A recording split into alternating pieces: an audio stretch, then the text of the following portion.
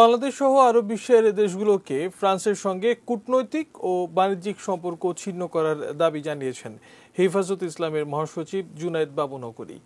সকালে জাতীয় মসজিদ বায়তুল মোকাররম প্রাঙ্গণে ফ্রান্সের দূতাবাস ঘেরাও কর্মসূচি শুরুর আগে এক সমাবেশে হেফাজত নেতারা বলেন, অতীতে বিশ্বের কোনো রাষ্ট্র মহানবী হযরত মুহাম্মদ সাল্লাল্লাহু আলাইহি ওয়াসাল্লামের অবমাননা করেনি।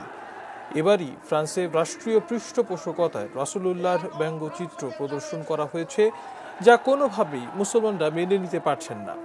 বাংলাদেশ সরকারের পক্ষ থেকেও যেন ফ্রান্সের এমন কর্মকাণ্ডের নিন্দা জানানো হয়, এই দাবি হেফাজত নেতাদের।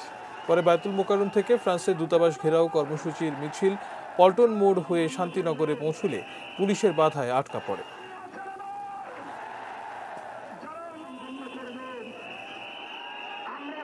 আমি সমস্ত মুসলিম কান্ট্রির রাষ্ট্রনায়ক তাদের কাছে আমি দাবি করব,